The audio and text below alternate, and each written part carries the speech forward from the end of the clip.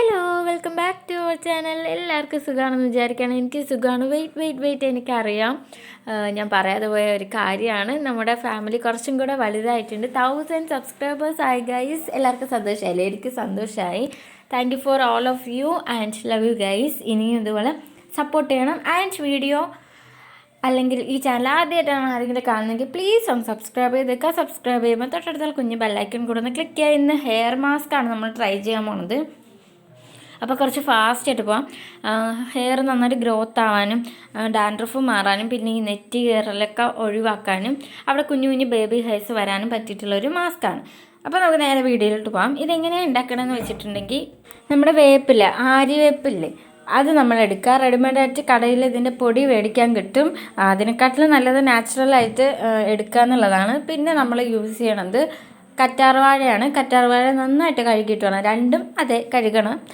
കറ്റാർവാഴ കുറച്ചും കൂടെ കോൺസെൻട്രേറ്റ് ചെയ്ത് കഴുകണം. കാരണം അതിലുള്ള യെല്ലോ നമുക്ക് റിമൂവ് ആയി കിട്ടണം. അത് സ്കിന്നിന് അത്ര നല്ലതല്ല. Okay, yes. എന്നിട്ട് രണ്ടും കൂടെ തൈര് ഒഴിച്ചാട്ടം ഞാൻ മിക്സ് ചെയ്തെടുത്തത്.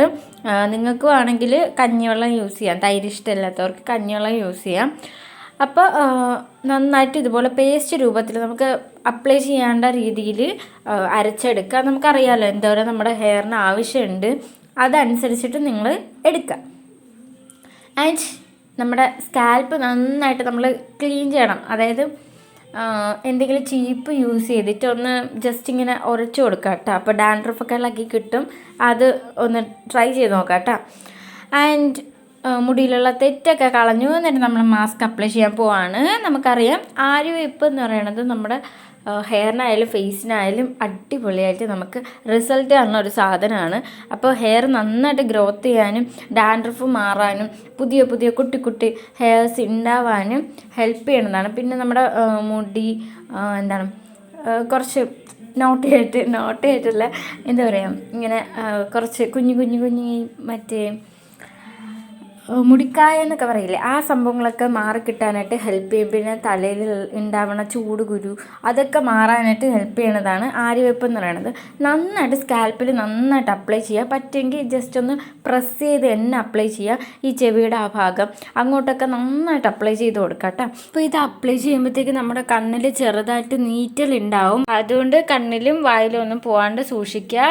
ദെൻ സ്കാൽപ്പിൽ മാത്രമല്ല ലെങ്തിൽ കൂടെ നല്ലോണം അപ്ലൈ ചെയ്ത് കൊടുക്കുക. 20 മിനിറ്റ്സ് ഒക്കെ വെച്ചേക്കാം. കുഞ്ഞു പിള്ളേരാണെങ്കിൽ ജസ്റ്റ് ഒരു 50 മിനിറ്റ്സ് ഒക്കെ വെച്ചിട്ട് കഴുകി കളയാട്ടോ. ജലദോഷമൊക്കെ വരുന്നവരാണെങ്കിൽ ഈസി കുറച്ച് സമയം വെച്ചിരുന്നാൽ മതി. എന്നിട്ട് വാഷ് ചെയ്ത് കളയാം. അപ്പോൾ ഞാൻ എന്തൊക്കെയോ അവിടെ ബാക്ക്ഗ്രൗണ്ടിൽ പറയുന്നുണ്ട്, ബിഹൈൻഡ് ദ സീനാട്ടാ. ഓക്കെ, അപ്പോൾ ഈ ഒരു പാക്ക് അപ്ലൈ ചെയ്തിട്ടുണ്ടെങ്കിൽ തലയിൽ പേനൊക്കെ ഉണ്ടെങ്കിൽ അത് മാറിക്കിട്ടും. ഒറ്റ ദിവസം കൊണ്ട് മാറൊന്നുമില്ല കേട്ടോ. ആഴ്ചയിൽ 2 തവണയൊക്കെ ഈ ഒരു പാക്ക് ട്രൈ ചെയ്ത് നോക്കുക.